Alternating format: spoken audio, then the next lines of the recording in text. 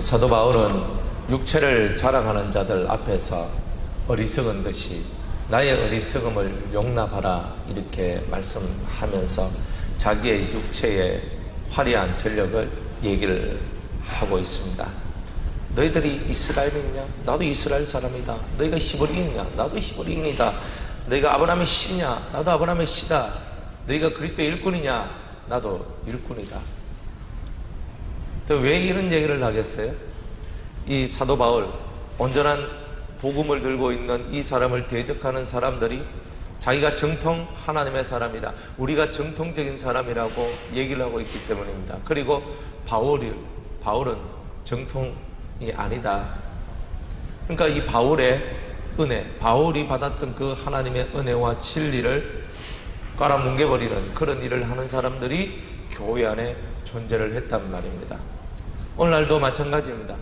많은 사람들이 옳은 길을 걸어가고 옳은 삶을 살아가는 그것을 이렇게 짓누르고 그 옳은 것이 옳게 이 세상에 통용되지 못하도록 만들어내는 그런 일이 어디서부터 나오느냐? 교회에서부터 나오더라는 거예요. 그래서 이 교회도 또한 성도들도 다 영적인 교회와 육적인 교회로 이렇게 다 나눠질 수밖에 없는 바로 그런 세대가 오늘 저와 여러분이 살고 있는 이 세상입니다. 그래서 저와 여러분들이 그렇구나, 교회 안에도 바울과 같이 이렇게 하나님 앞에 은혜 받은 사람을 핍박하는, 또한 네가 무슨 사도냐라고 말하는 그런 육에 속한 사람이 있는 것처럼 오늘날에도 그 하나님 앞에 은혜 받고 살아가는 그 사람들을 향하여 돌을 던지고, 그리고 그들을 향하여 핍박과 괴로움을 안겨주는 그런 종류의 사람들 또한 많이 있다는 것입니다. 그럼에도 불구하고 사도 바울은 자기 속에 자랑할 것이 있으니 그 자랑이 뭐냐 하면, 내가 수고를 넘치도록 하고, 내가 옥에 갇히기도 더하고, 내가 수없이 맞고, 내가 여러 번 죽을 뻔했고, 40에 하나 가만매를 5번 맞았고, 3번 태장에 맞고, 1번 돌로 맞고, 3번 파손하는데 일주일 기품이 있었고, 강의 위험과 강도의 위험과 동족의 위험과 이방인의 위험과 신의 위험과 광야의 위험과 바다의 위험과 거짓 형제의 위험, 수고하고 애쓰고 찾지 못하고 먹지 못하고 줄이고 살아갔던 그리스도를 향한 나의 이 열망, 그리스도를 향한 나의 이 사랑, 그리스도를 향한 하나님 나라를 위한 나의 이 모든 삶이 하나님 앞에서 내 자랑이다, 이렇게 얘기하고 있는 거예요. 그러고 난 다음에 자기가 또 하나를 더 자랑합니다. 다 자기의 약한 것을 자랑하는 거예요. 그런데 또 하나는 뭐냐면, 자기가 14년 전에 저 삼청천 하나님의 보좌가 있는 그 천국에 갔다 왔다는 겁니다. 그런데 그것도 겸손하게, 내가 내 몸 안에 내 영이 있었는지 없었는지 나는 모르거니와 하나님은 아신다, 이렇게 얘기하면서 하나님께서 내 영을 끌어올려가지고 그 삼청천과 낙원으로 나를 이끌어 가셨다. 얼마나 신비하고 얼마나 놀라운 얘기입니까? 그런 얘기를, 그런 가히 사람이 말할 수 없는 그런 말을 들으면서 그런 엄청난 하늘의 비밀을 들었음에도 불구하고 자기는 그것을 자랑하지 않죠. 그런데 하나님께서는 그 큰 것을 받았는데도 자랑하지 않도록 안전장치를 만들어 놨어요. 그게 뭐냐? 사단의 사자, 바로 자기 육체의 가시가 있도록 만들었습니다. 더 자랑하지 못하도록, 진짜 인간적인 자랑이 되지 못하도록 주님이 다 막아버렸단 말이에요. 그래가지고 온전히 하나님 앞에서 자기의 육체의 이 가시, 사탄의 가시로 말미암아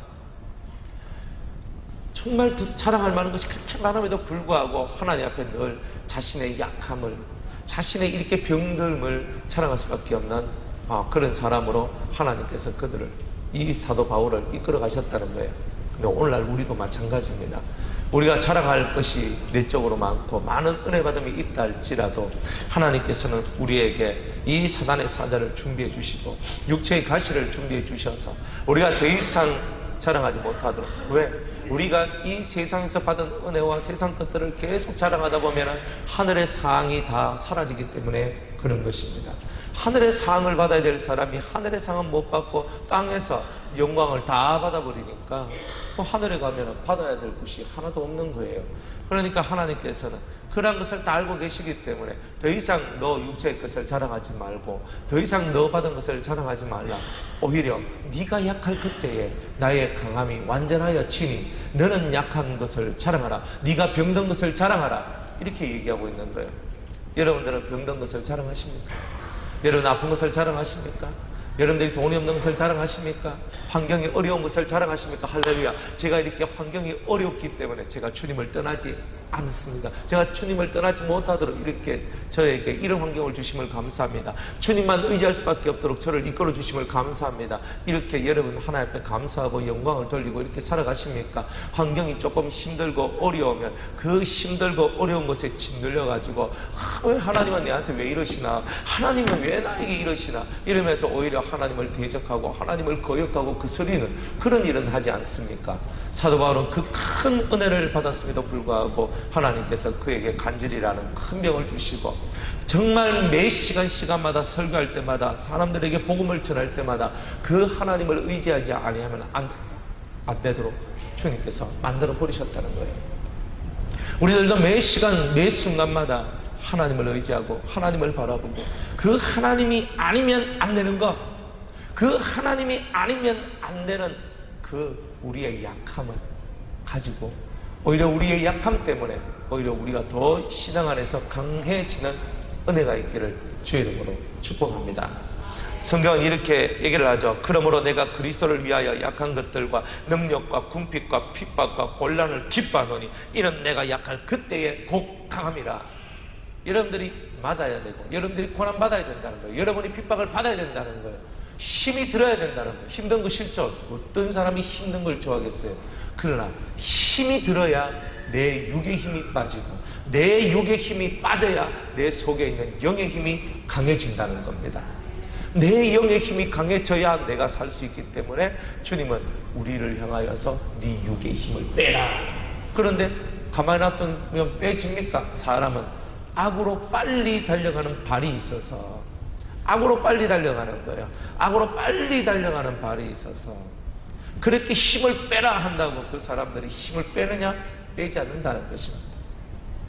그러니까 핍박을 당하고 고난을 당하고 능력을 당하고 그러면서 내가 그런 것을 당함으로 말미암아 내 육의 힘을 더 이상 쓸 수 없는 상태가 되도록 그렇게 하나님이 만들지 않을 수가 없는 것입니다. 그래서 내가 자랑할 것이 없고 내 주님 그리스도의 십자가 외에는 내가 결코 자랑할 것이 없나니 내가 자랑할 것이 없는 그런 사람이 되는 거예요. 그때서야 비로소 주님의 강함이 우리의 삶을 이끌어 간다는 겁니다. 우리의 강함을 비워야 된다는 거죠.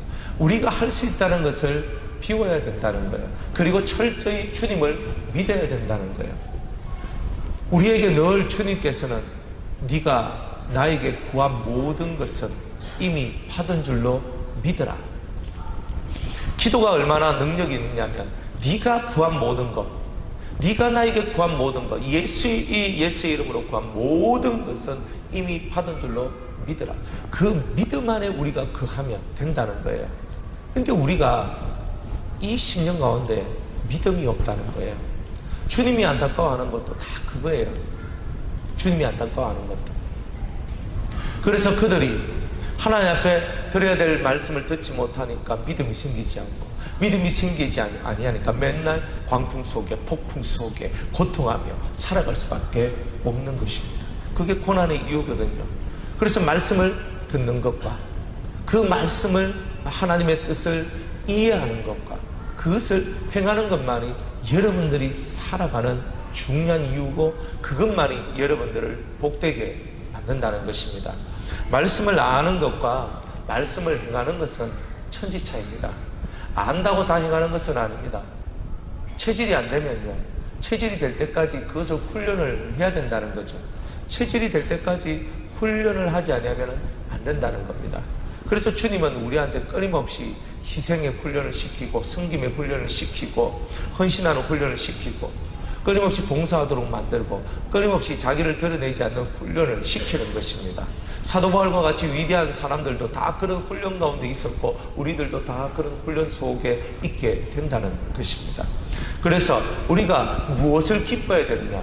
내 육의 힘이 빠지는 것을 기뻐해야 된다고. 끊임없이 너 힘이 빠지는 것을 기뻐하라고. 우리가 병들어서 힘이 사라질 때 오히려 그것이 더 기쁜 것은 내 안에 더 강한 하나님의 영의 역사가 나오기 때문이라는 것입니다. 그러니 여러분이 힘이 들고 힘이 빠지는 것을 기뻐하란 말입니다. 환경적으로 힘들어요? 환경적으로 힘들기 때문에 환경의 노예가 돼요? 그러면 우리는 환경의 노예지 진짜는 이긴 자의 종이 될 수밖에 없어요. 나는 환경의 종이 되었어요. 환경의 종이 되었어요. 환경의 종이 되었으면 내가 하나님의 종이 아니잖아요. 내가 하나님의 사람이 아니잖아요. 내가 가정생활을 합니다. 내가 남편의 종이 되었습니까? 내가 아내의 종이 되었습니까? 내가 자식의 종이 되었습니까? 때론 내가 부모의 종이 되었습니까? 다 사람의 종이 된 거지 하나님의 종이 된 것이 아니죠. 하나님의 사람은 하나님의 일을 해야 되는 거죠. 하나님의 일을 한다는 것은 자기의 힘을 빼고 하늘의 신령한 것을 받아서 그 하늘의 뜻을 세상에 전파하는 것, 그게 바로 우리가 해야 될 사명이고 우리가 해야 될 일들이라는 것입니다. 그것이 없다면 우리들은 아무것도 아닌 거죠. 세상에서도 아무것도 아니요, 하나님 앞에서도 아무것도 아니요, 이것도 아니요 저것도 아닌 그런 불행한 인생이 된다는 것입니다. 그러니 저와 여러분들이 하나님으로부터 받은 바 그 은혜를 귀하게 여기고, 그리고 자기 힘을 빼고 내 힘을 빼고 내가 하려고 하는 것이 아니라 사람을 변화시키고 사람을 만들고 뭔가 주의 일을 하는 모든 것들이 내가 하는 것이 아니라 내 안에 계신 주님이, 내 안에 계신 주의 성령이 하신다라고 믿고 여러분들의 인생을 살아갈 때에 여러분들은 열매 맺는 분들이 될 줄로 믿습니다. 열매를 맺지 않는 삶은 결국은 하나님 앞에 갔을 때 다 심판을 받게 되는 거죠. 열매가 있어야 됩니다. 열매가 있어야 되는데 그 열매를 하나님 앞에 충성스러운 신실한 그 삶과 함께 그 열매가 드려져야 한다는 것입니다. 교회의 모습을 보십시오. 소아시아 7교회는요, 칭찬받은 교회, 또 책망만 받은 교회, 또 칭찬과 책망을 다 받은 교회가 있습니다. 칭찬받은 두 교회는 주님께서 회개하라는 말을 쓰지 않아요. 그런데 나머지 5교회는요, 항상 네가 이것도 잘했다, 네가 이것도 잘했다, 그런데 이건 못했다, 네가 책망받아야 될 수밖에 없다, 항상 이렇게 얘기를 하죠. 그러니까 주님은 항상 우리한테 하나님 앞에 열매를 맺는 부분이 있고, 또한 내가 하나님 앞에 범죄한 부분이 있고, 이것을 항상 달아보고 계신다는 겁니다. 그러니까 우리가 이 두 부분, 내가 살면서 하나님 앞에 충성스러운 일을 한다 할지라도 하나님 앞에서 우리가 내 힘을 빼고 끝까지 하나님의 의를 지켜나가는 그런 삶을 살지 아니하면 결국 나중에 실컷 주의 일을 했다 할지라도 또 하나님 앞에 책망을 받게 되는 또 그 일이 나온다는 거예요. 그래서 내가 플러스를 만들어 놓고 또 마이너스를 많이 만들어 놓으니까 서로 플러스 마이너스가 계속 서로 맞물려 가는데 아무것도 없는 거예요. 내가 하나님 앞에 받을 것이 아무것도 없다. 이렇게 되면 이 땅에서 내가 실컷 일하고도 받을 것이 없다면 얼마나 슬픈 얘기겠습니까? 그러니까 자기의 힘을 빼라는 겁니다. 예수 믿는 것은 자기 힘을 빼는 거예요. 직장생활 힘들죠? 사업하는 게 힘들죠? 학교 다니는 게 힘들죠? 어린이한테 물어보세요. 유치원 다니는 게 좋으냐고. 아침만 되면 전쟁하는 거예요. 나 가기 싫어. 와! 그게 우리 인생 아닙니까? 자기 삶이 뭐 그리 좋아서 저는 행복해요. 저는 너무 행복해요. 저는 어린아이가 유치원 다니니까 너무 행복해요. 그 밑에 아이랑 어린이집 다니니까 너무 행복해요. 저는 초등학교 다니니까 너무 행복해요. 미치겠어. 행복했어. 뭐 이런 사람 있습니까? 손 들어봐요. 어른들, 나는 직장 생활하는 게 너무 행복하고 너무 좋아요. 내가 살아있는 보람이 팍팍 나요. 뭐 이런 사람 있습니까? 나는 사업하는데, 내가 정말 사업하는 게 너무 행복해요. 주부가 밥하는 게 너무 행복해요. 너무 행복해. 내가 만든 이 밥을 먹고 우리 자식들이 아들 남편이 우리 가족들이 먹고 너무 행복해하는 그 모습을 보는 게 대행복이에요. 손 들어봐요.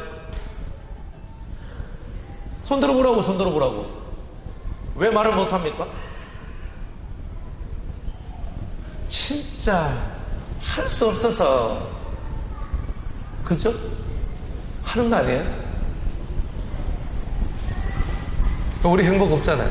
뭐 우리 행복합니까? 너무 행복해 죽을 지경이에요. 그죠? 너무 행복해서 하늘을 날 것 같아요. 뭐 이런 사람 있습니까? 뭐 성령이 대단히 충만할 땐 그래요. 근데 그 시간이 뭐 1년에 몇 번 되겠습니까? 맨날 치고받고 싸우고 뭐 네가 올린 내가 올린 힘들어 죽는 거야.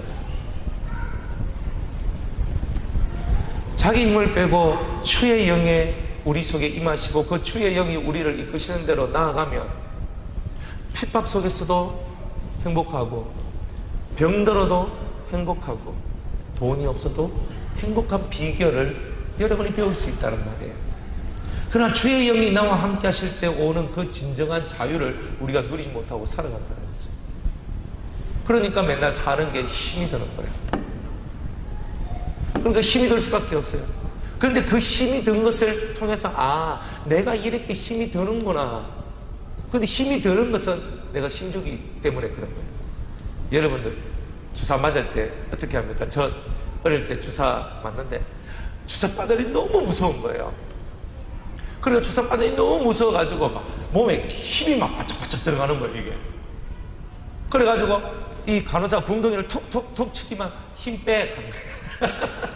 궁둥이가 톡톡 치면서 힘 빼라는 거야. 아니 나는 뭐 힘 안 빼고 싶나? 근데 긴장이 되니까 자꾸 힘이 들어가는 거야. 그러니까 간호사가 힘 빼라 해가지고 힘을 못 빼는데 그냥 그대로 막 쑤셔 넣는 거예요. 그런 거예요. 막 얼마나 아픈지 막 다시는 주사 맞기 싫은 거예요. 그런데 나중에 좀 컸어요. 어른이 됐어요.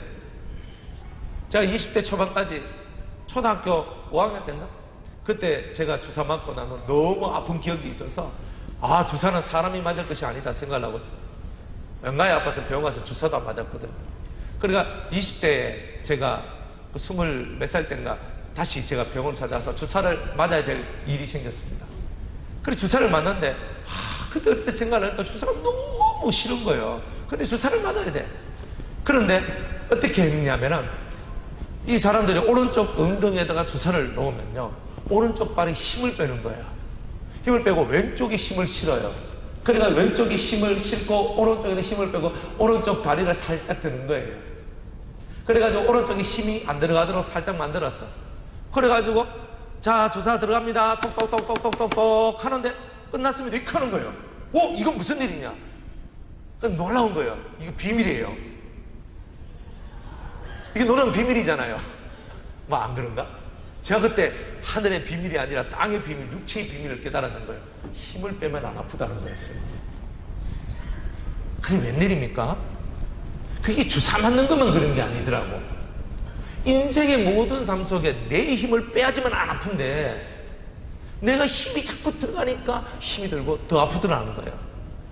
그거를 주님께서 가르쳐 주기 위해서 병원에 주사를 개발시킨 거예요. 그래 하도 못 깨달으니까 병원 주사 맞으면서도 힘 빼! 그런 거예요. 그죠? 무엇을 하든지 간에 네가 힘 빼.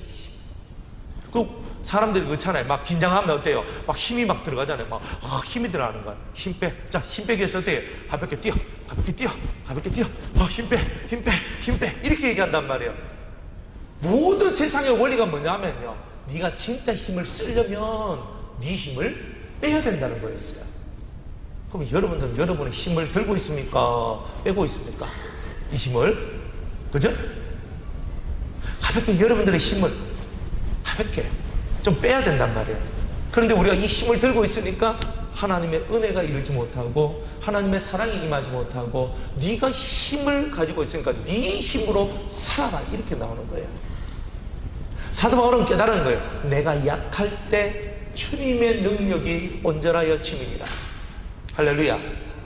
내가 약할 때 내가 약하고 내가 능력을 받고 내가 핍박을 받고 내가 힘이 될 때 그리스도로 인하여서 내 힘을 빼내는 그 순간 내가 힘이 없어지는 그 순간만큼 더 강한 주님의 능력이 발산되는 때는 없다는 거예요.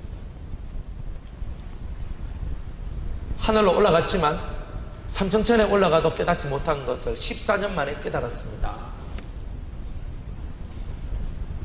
내가 하늘을 올라가서 하늘의 비밀을 받지만 이 원리를 깨닫지 못했던 거예요.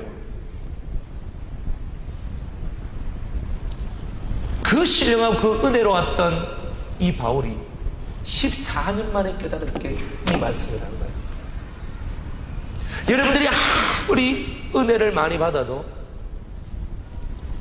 이것을 깨닫지 못한다면 더 이상의 진보가 없습니다. 근데 우리의 힘을 빼는 거예요.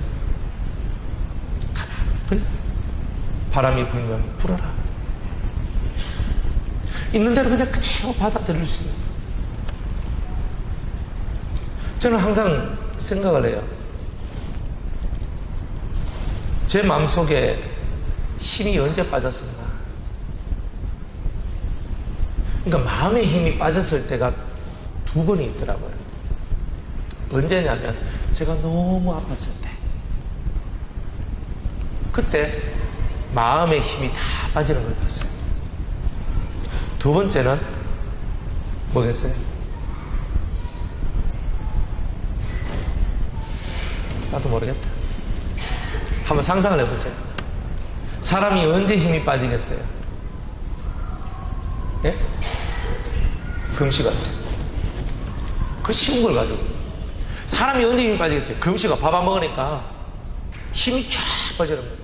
제가 일주일 금식을 한 적이 있었는데, 일주일 금식하고 난 다음에 들었던 소리가 뭐냐? 목사님, 예수님 같아요. 이렇게 했어요. 그날 이후로 한 번도 못 들었습니다. 역시 금식이 예수를 만드는 겁니다. 왜? 힘이 쫙 빠지면서 얼굴이 쏙 들어가면서 이 뱃살이 싹 빠지면서 그냥 아주 한심한 사람이 되는 거예요. 내 힘이 빠져나가니까, 내 육의 힘이 빠져나가니까 사람들이 목사님 정말 예수님 같아요. 예수 같지도 않는 나보고 예수님 같아요. 이런 말 제가 힘이 빠지니까 그런 얘기들이 나오는 거예요. 자기 힘이 빠지니까. 내가 심히 아플 때 내 힘이, 진짜 내가 이거 물병 하나 이거 드는 게 힘들어서 너무 힘이 드니까 힘들다.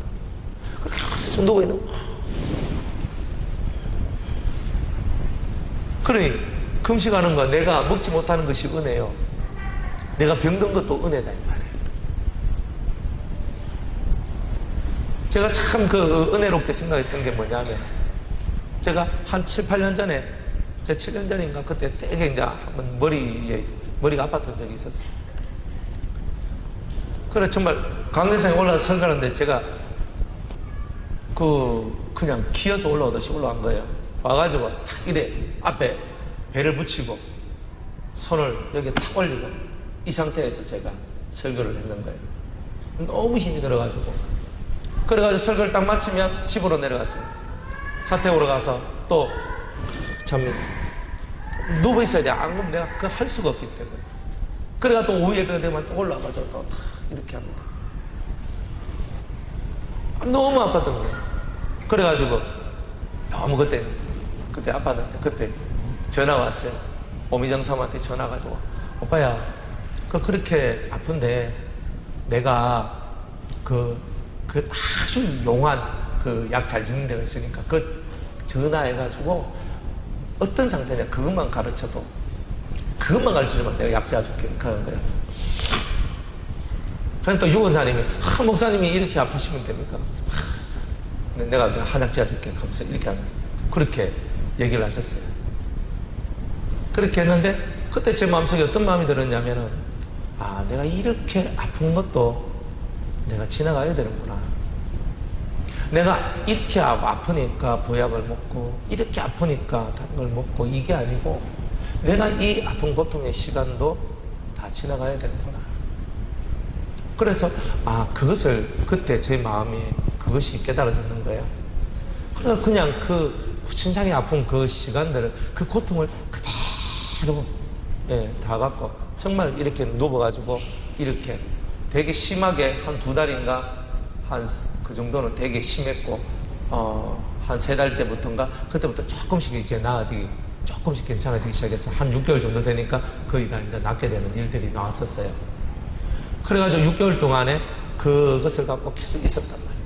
그런데 그 어느 중간 날에 제가 머리를 파묻고 이불 속에 있었단 말이에요. 그래서 그 속에서 주여 기도를 하는데 그때 주님이 이제 저를 찾아오신 거예요. 찾아오셔서 제게 무슨 선물을 줬냐면은 천국이라는 선물을 주셨어요.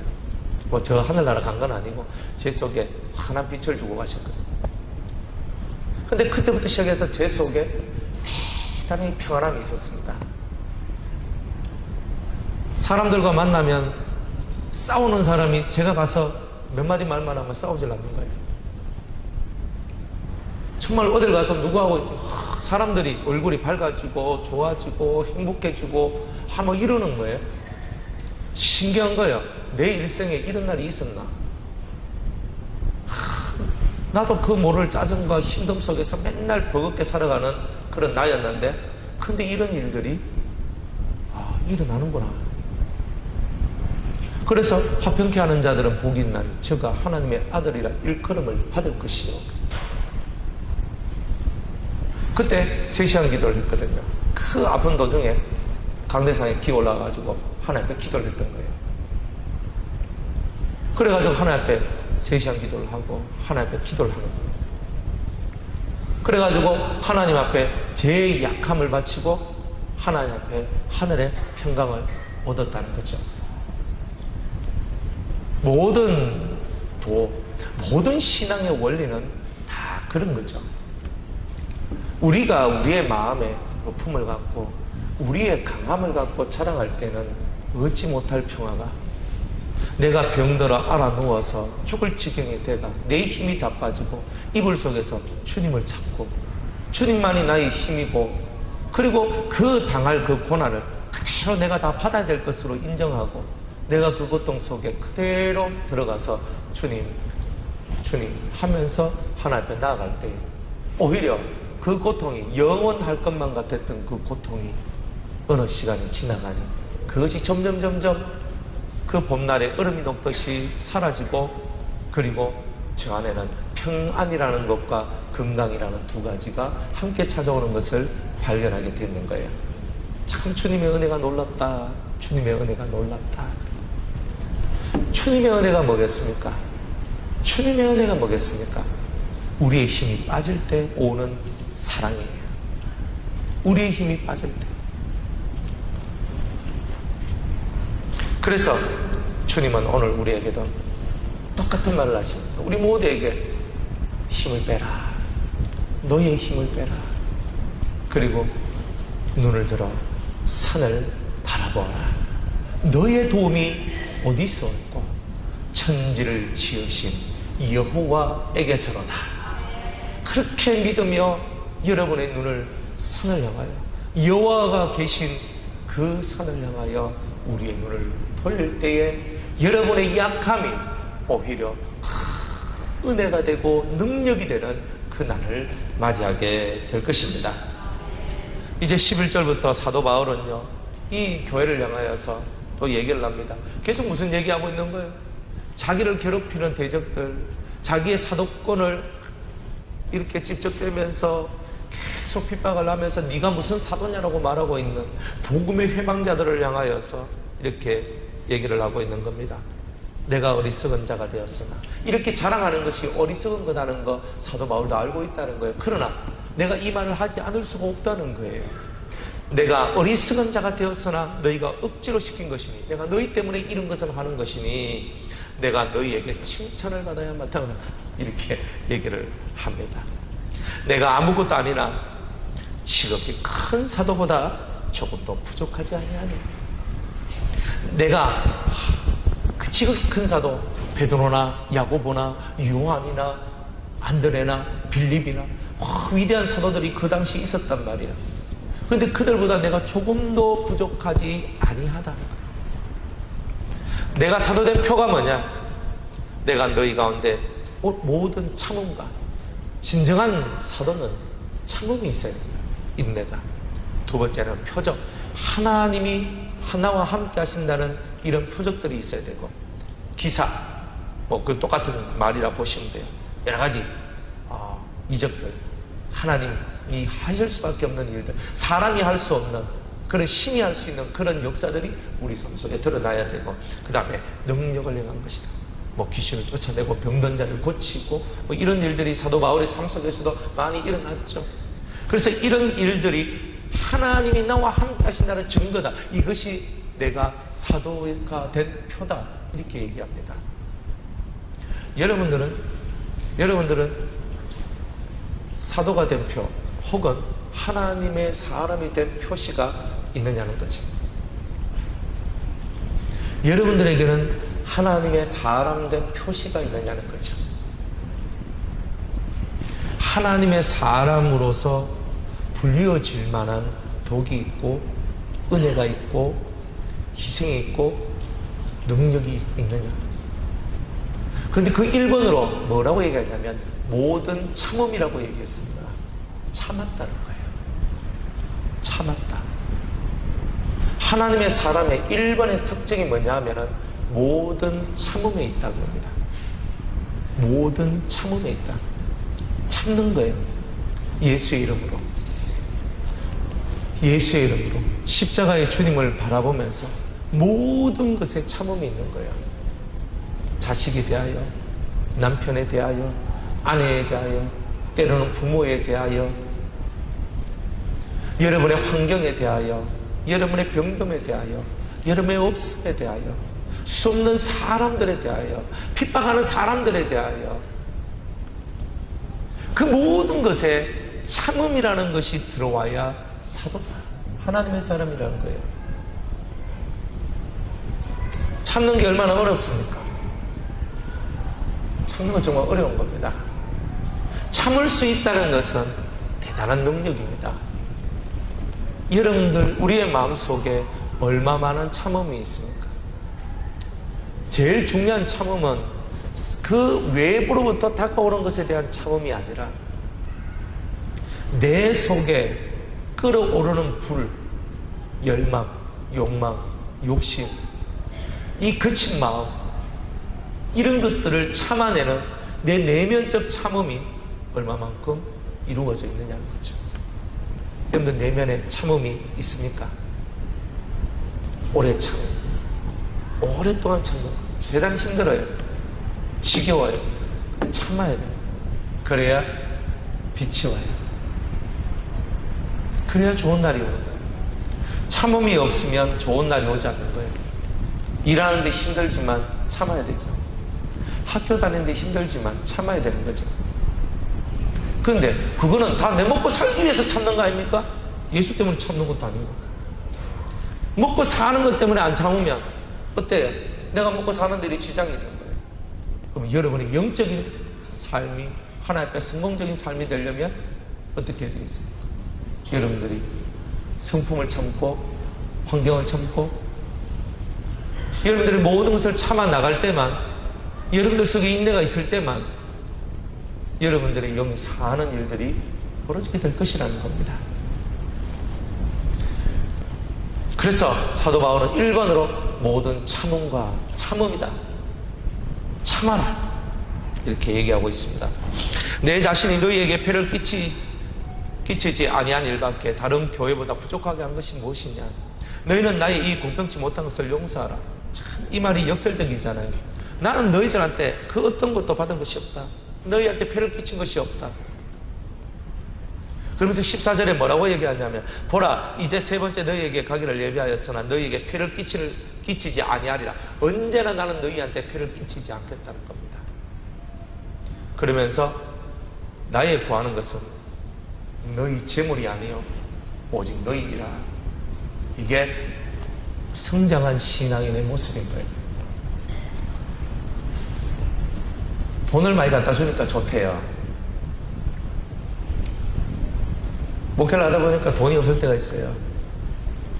돈이 없고 가진 것이 없고 야 진짜 내가 왜 살아가겠노 이럴 때 누군가 와서 목사님 하나님 뭐 갖다 줄까 갑디다.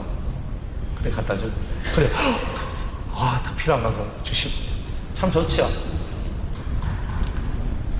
그런데 중요한 거는 그 재물이 아니고 사람이에요. 사람이라는 거예요.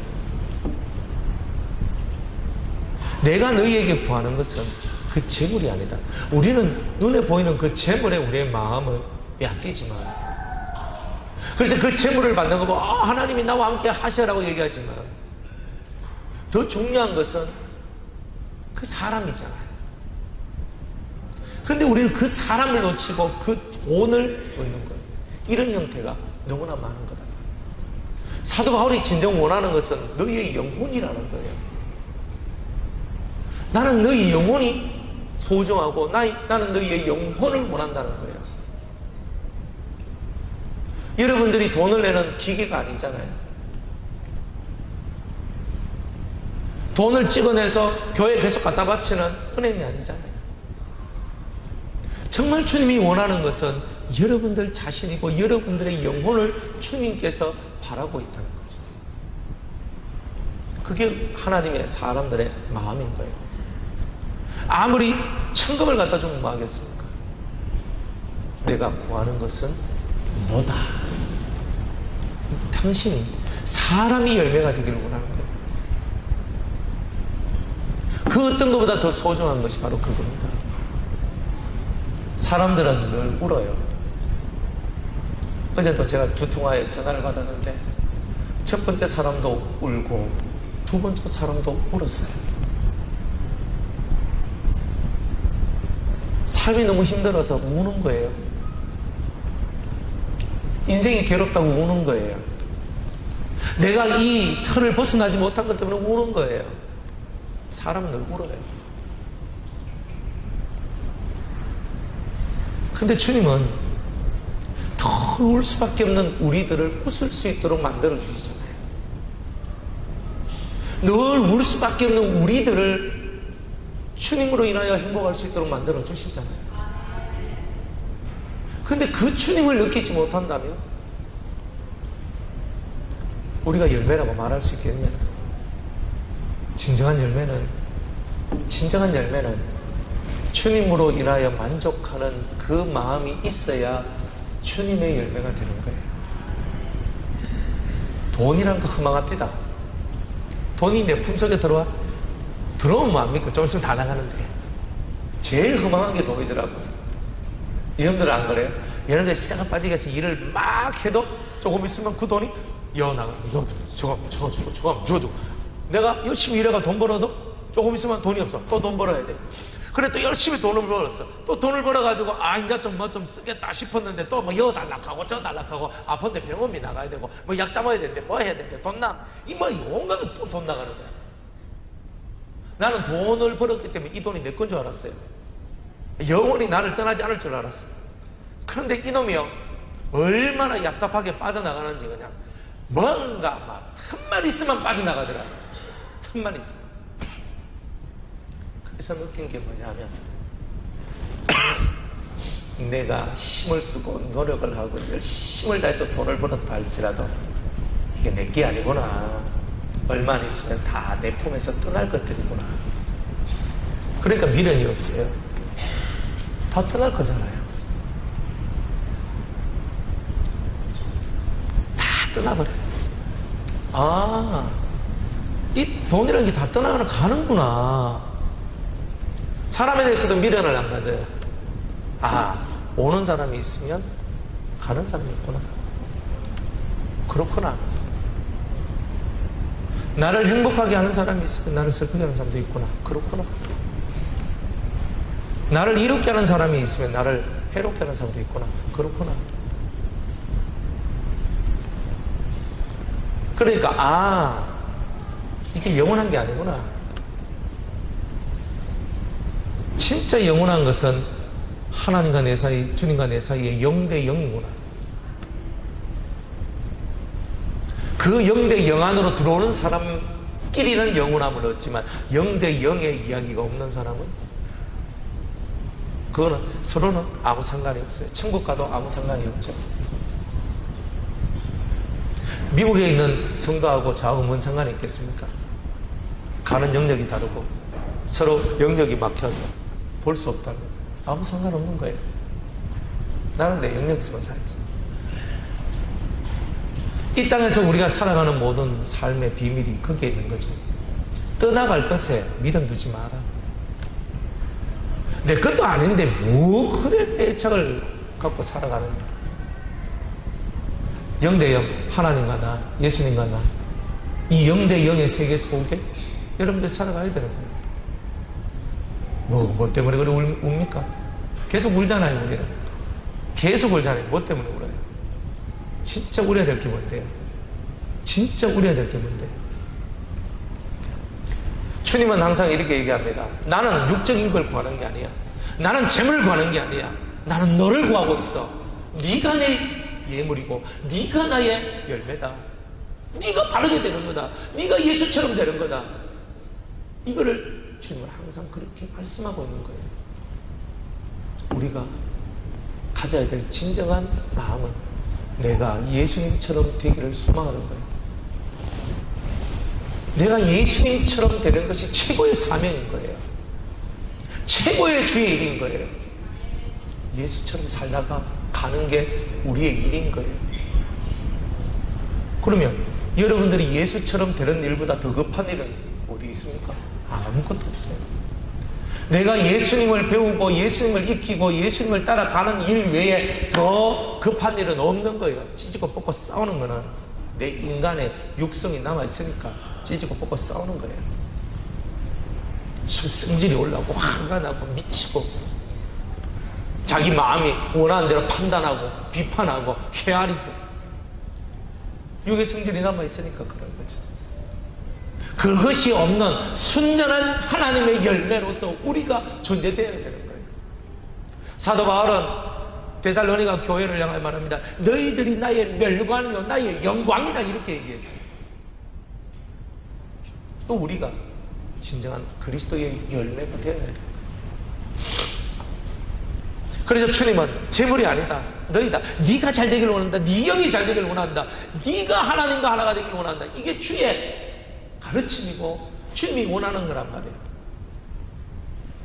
다른 게 아니라 여러분들이 주님과 하나가 되는 것이 숨는 재물을 바치는 것보다 더 소중한 얘기다.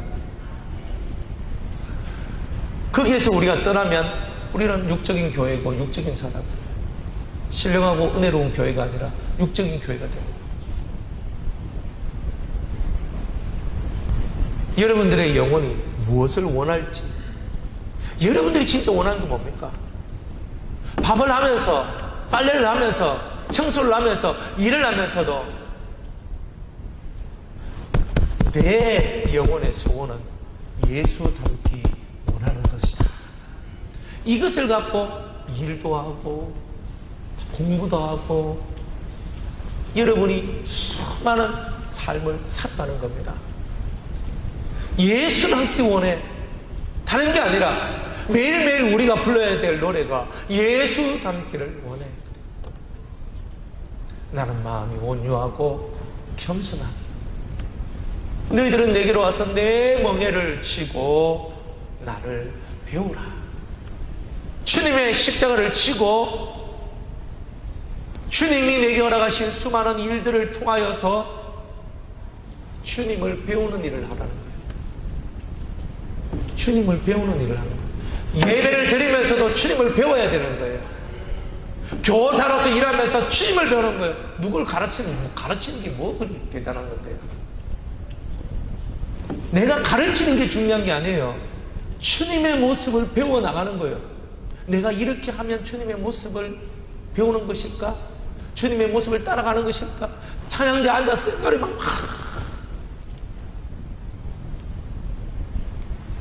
그게 아니라 저 안에서 예수의 모습을 배우는 거예요.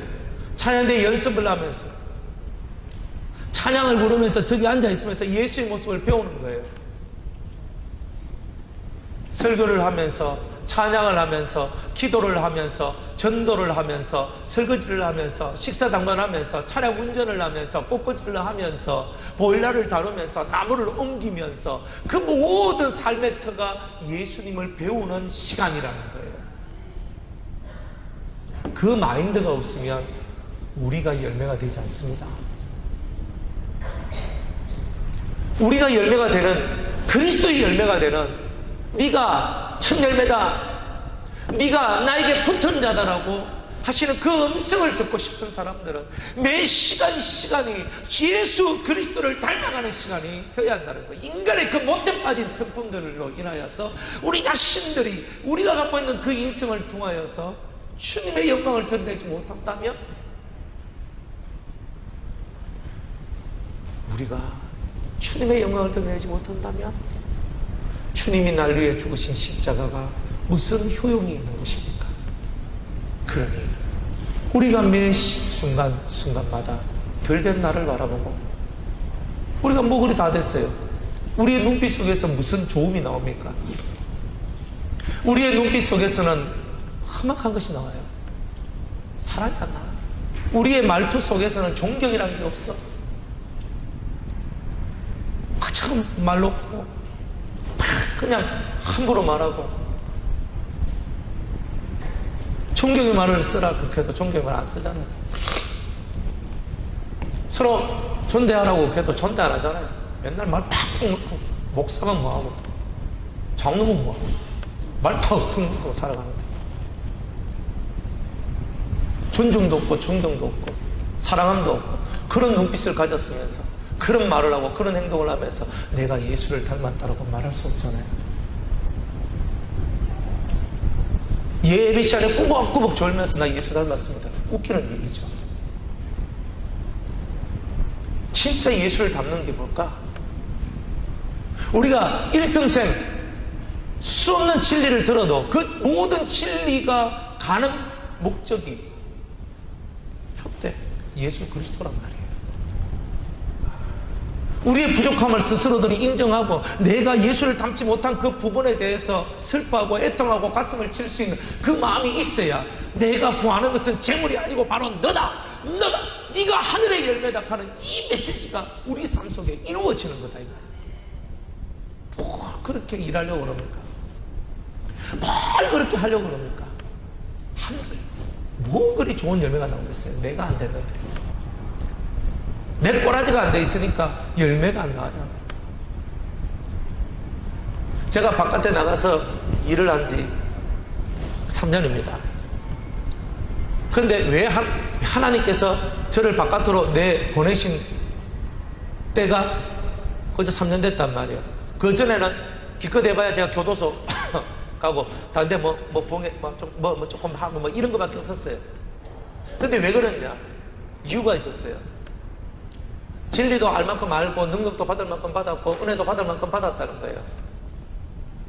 그런데 그거하고 전혀 상관이 없이 느껴지는 제 인품이나 인성이나 제 속에 그리스도의 마음이나 그리스도의 성품들이 없었다는 거예요. 제일 중요한 거, 길이 찾는 마음이 없었던 거예요. 저는요, 사람들 답답한 얘기하면요 그 자리에 앉아있질 못했어요. 원장님이 증인이거든요. 뭐 하는데 막 지겹게 하고 막 힘들게 하고 이러면요 그 자리에 앉아있질 못했어요. 엉덩이가 들썩들썩거리고 더 이상 못 듣겠다 하고 나가버리고, 그렇게 살았던 게 저예요.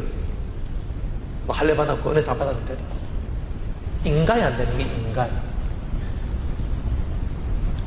그리고 저는 제 나름대로 프라이드가 있었거든. 나는 이렇지 프라이드가 있었는데 주님은 뭐 인간이 안 됐다는 거예요. 너는 인간이 안 됐다. 네가 진짜 예수를 닮았느냐? 네가 진짜 예수 닮았느냐? 네가 진짜 예수 닮았느냐? 주님은 네가 날 닮았냐 하는데 나는 주님 앞에 그 말 앞에서는 꼬리를 내놓는 거예요. 헉 하면서 제가 아직 인간이 안 됐습니다. 제 스스로 하나님 앞에 인간이 안 됐다는 것을 고백할 수밖에 없었던 거예요. 은혜 받은 거와 상관없습니다. 내 인간 본성의 털이 안 되는 거예요. 인간 본성의 털이 안 되는 거예요. 그거구나. 그래서 나를 인간 본성의 털이 안 돼 있는 그 놈을 세상 바깥으로 내놔면 저 인간이 뭘 하겠노? 하나님은요 계속 처박아 놓는 거예요. 결국은 내 인간 본성의 털이 안 되니까 예수 닮는 거와 상관이 없어요. 이 속에서 올라오는 거. 그래서 내 속에 있으면 올라오나 보니까 남의 속에 다 올라오네. 이 속에서 올라오는 거있어요. 잘못된 생각들, 그리스도 안에 한 형제, 한 자매임에도 불구하고, 그리스도 안에서 우리가 하나임에도 불구하고 하나가 될 수 없는 그것들, 당 짓는 것과 분리하는 것, 온갖 것들이 우리 속에 다 있는 거예요. 큰 마음이 없고 그리스도를 닮는 그런 우리의 심정이 없는 거예요. 맨날 일을 하면 뭐합니까? 그게 안 되는 거예요. 맨날 뚝뚝 날아가야 되고 맨날 험한 그런 삶을 살아야 되는 거예요. 그게 무슨 덕이 있고 무슨 은혜가 있습니까? 우리 자신들이 가져야 될 그 진정한 마음들을 못 가져요. 우리가 가져야 될 그 온유하고 겸손하고 하늘의 영광을 버리고 이 땅에 종으로 오셨던 그 진정한 승김과 희생과 헌신의 그 도를 우리 스스로가 그렇게 깨닫지 못하고, 조금 환경이 어렵고 힘들면 그게 바짝하다가 좀 괜찮았지만 또 푹 퍼지다, 좀 힘들고 어려운 고난이 오면 또 주님께 붙었다가, 그렇지 않으면 또 퍼졌다가, 계속 이것이 반복되는 우리의 인생이기에 주님은 오늘도 슬픔의 눈물을 흘리고 계신다는 겁니다. 그래서 사도 바울은 이렇게 얘기합니다. 어린아이가 부모를 위하여 재물을 저축하는 것이 아니에요. 이에 부모가 어린아이를 위하여 하느니라. 성장한 사람이 어린아이를 위해서 합니다.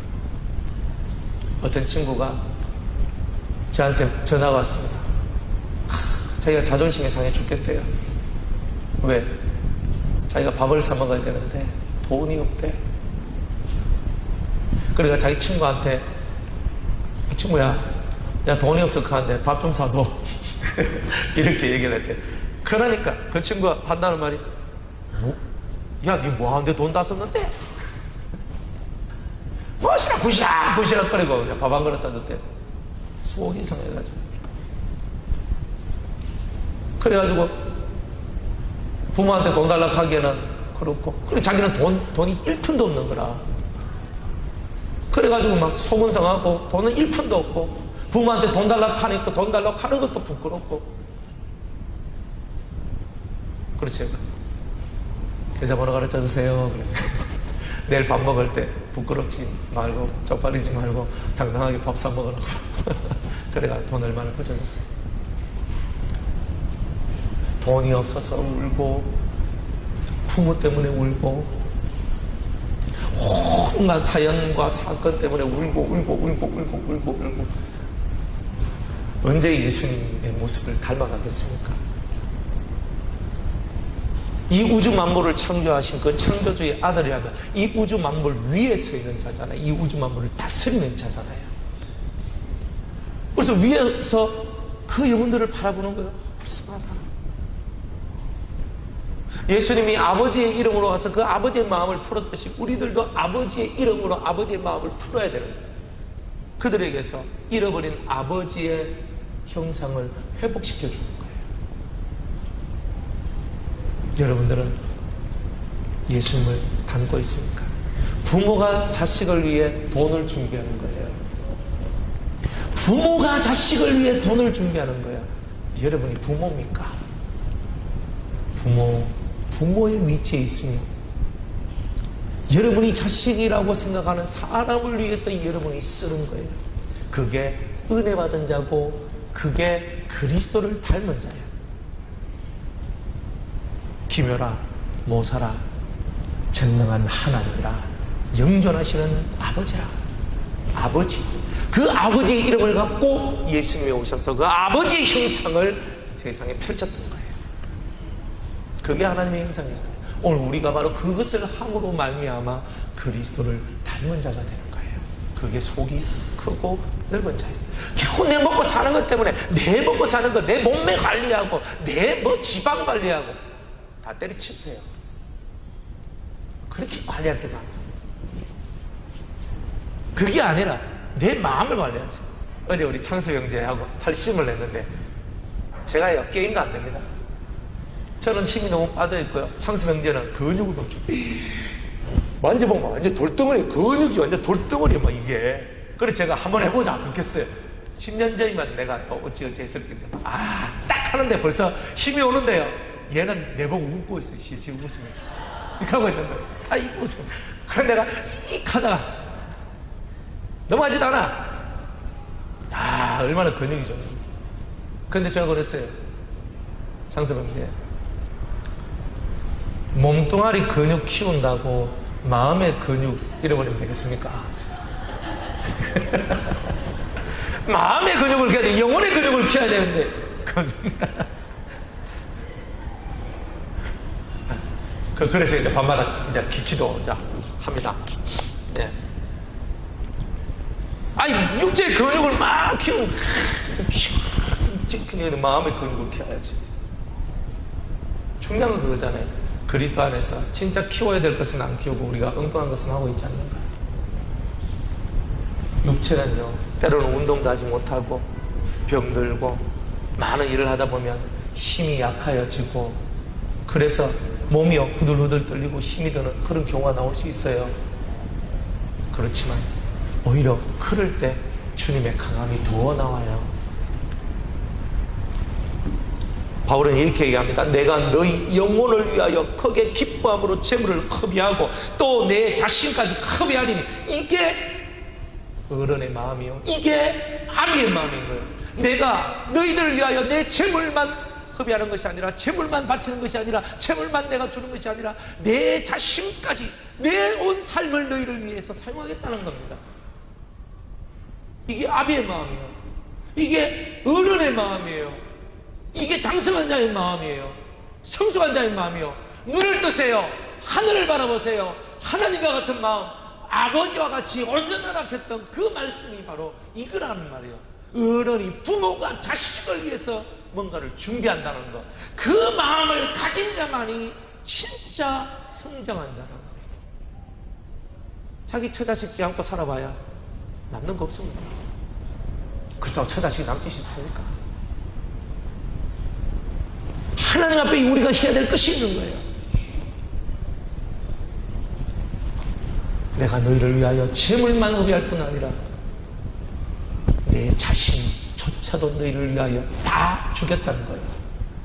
멋있잖아요. 이렇게 멋있게 사는 게 진짜 사나이의 삶이에요. 우리 사나이들이야.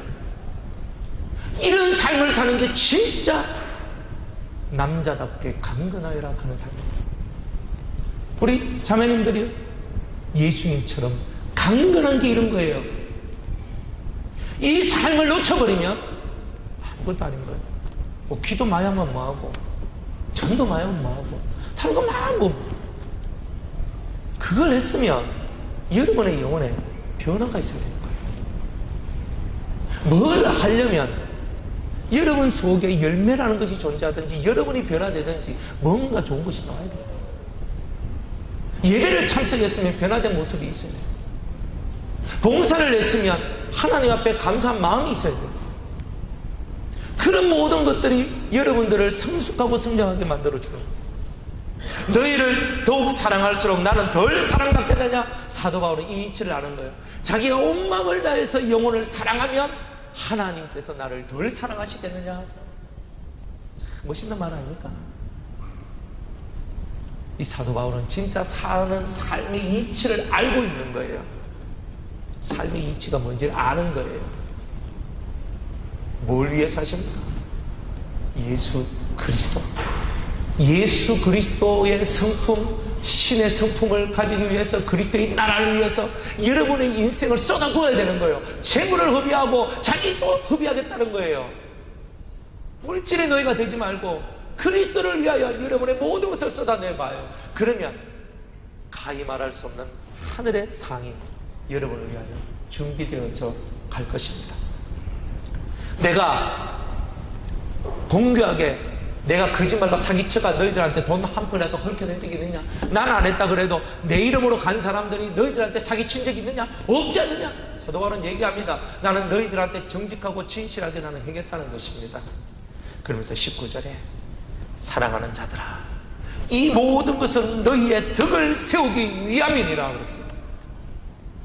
여러분의 덕을 세우기 위해서, 우리 유성교회의 덕을 세우기 위하여서, 덕을 세우기 위하여서 내가 이 말을 하는 것이다.